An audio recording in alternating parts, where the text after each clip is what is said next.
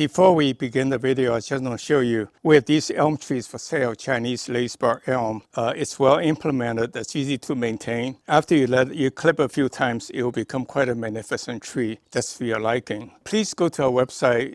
Now you can order it directly from there. Let's continue with the video. Hi, I'm miltonchang of Bonsaiheirloom, and I would like to talk a little bit about soil. Basically, the purpose of soil is to, of course, hold the tree, but more importantly, is to supply water, moisture, air, oxygen, and nutrient fertilizer.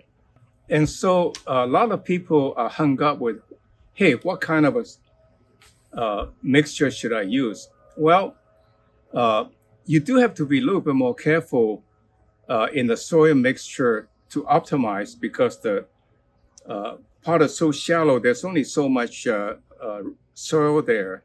As compared to a large growing pot, you can be very forgiving. Almost any kind of soil will work, because it's very easy to hold water and provide air and let it grow and hold some nutrient. So let me go over this a little bit to say, almost any soil will work. I mean, to the extreme, you have a growing vegetable in water, hydroponic, and they do fine.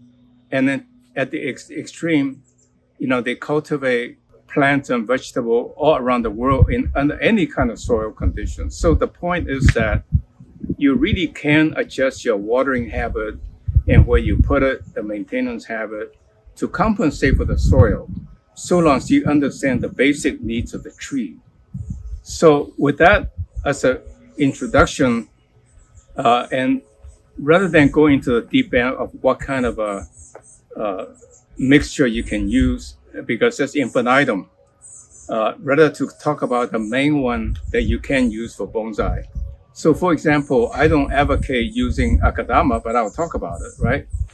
Because that's when that's used. So basically, the thing you want to have a soil is to hold, again, remembering to hold the tree, which any soil would do, and then provide moisture, air, and nutrient. And so when you select the material for a small pot, you want to optimize all these three to be optimal. So let me talk about the soil that we use. So the standard soil that I advocate is sandy loam or tough soil from your garden, because if it's been growing vegetable for a long time, they should be fine. They should cook well. But you can see this is good sandy loam from Pescadero. It's very fine particles, and yet it crumbles. It's not like clay, it doesn't crumble. And it's really great to mix in with the coconut coir or peat moss, and to add a little bit of organic material to hold more moisture, and as well as hold some little bit more fertilizer. And then I add perlite further to be on the safe side, to enable drainage for the oxygen to reach the roots. So for example, you don't have sandy loam, then you can use garden soil. And if you don't have perlite, you can get aggregates, or you can get a lava rock, which is quite common now, the little lava rock pebbles. And so when you use this soil, it really, if you don't have that, you can use gardening. And if you don't have perlite, you can use lava rock, just whatever that provide the condition that it holds the soil, holds moisture, holds fertilizer, and provide air, drainage, or aeration. And that should work. Now, you can compensate by watering, and I've been advocating soaking during the summer so that the soil will never dry out, because even with this mix, when the soil dries out, the root ball shrinks, and when you water it, water just runs right out around the side. It will not give you water. So you soak it in a tub like this, like what you can do is you can adjust, put a hole here, adjust the height to about ½ an inch above the bottom of your bonsai pot, and you will never have any problem drying out or drowning the tree, because in between when the water dries up, air goes in, and the water will not get rancid or stale. So that's very good material. And then another popular material, especially in Southern California, and I tried it, is the use of lava rock. And you can see this is pretty much all lava rock. But to that, I added a little bit of a peat moss, because I was a little bit worried about totally non-organic. But it works very well, because lava rock is porous, and it provides the tree a lot of air space as well as water, because the water goes into the crevices and holds the water like a little well, a little pockets. And you don't have to water your bonsai every day. You can water every day if you like, which is good. Trees love water all the time. But on the other hand, if you water every other day or so, the lava rock, even lava rock alone, will not dry out very quickly. So that's another good soil mix. You saw this tree was sitting on the side, and that is actually one of the trees we will be selling. We are selling. When you get one of these, when you order it, every tree, of course, is a little different. But you can see this tree had no leaves. Well, actually, I have to confess, these are the old leaves from last year, because the weather here is very mild. So sometimes we had a few occasions when people get the tree, the shock of in a box for several days, the old leaves dried out and looks yellow, and people were alarmed that the tree is getting sick. But in reality, they are just a relief. They should have dropped before that.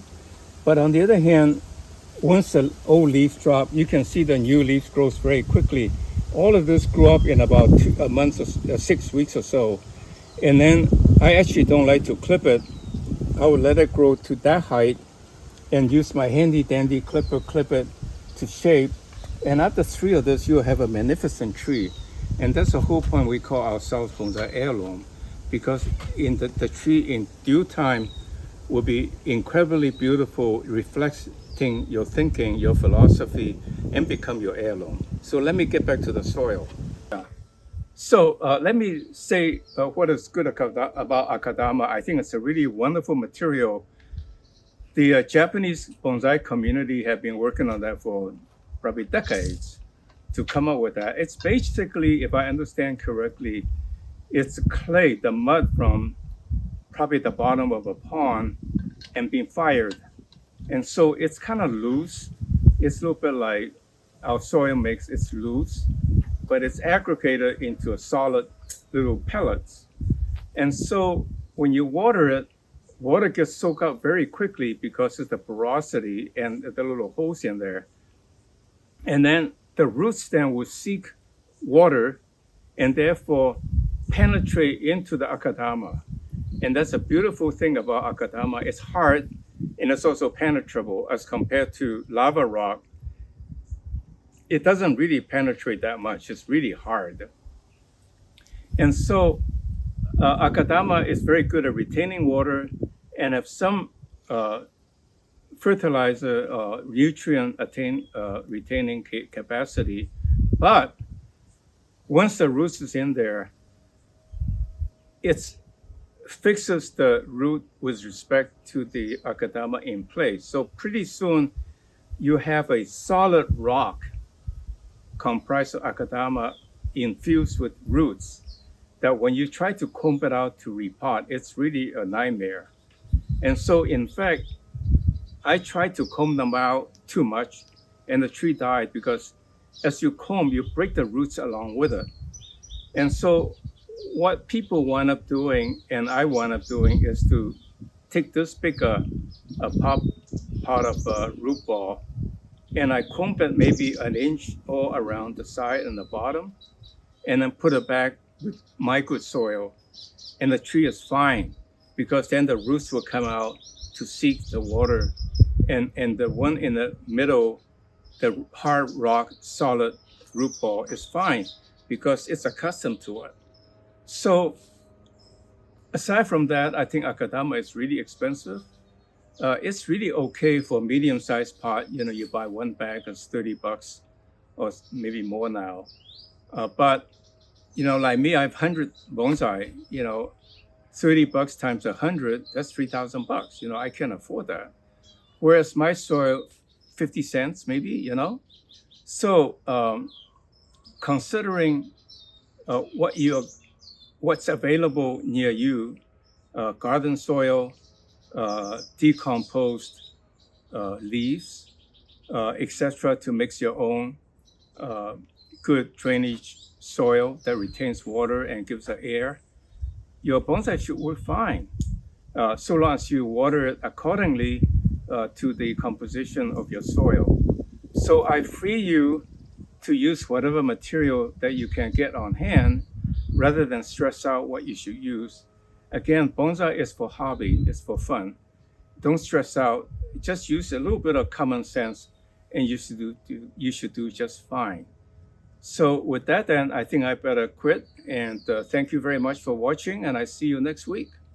Well, thank you very much for watching today's video. Subscribe to our channel and tell a friend. And most importantly, go to our website and sign up to become our VIP so that we can send you announcements of special considerations. Thank you very much. See you next week.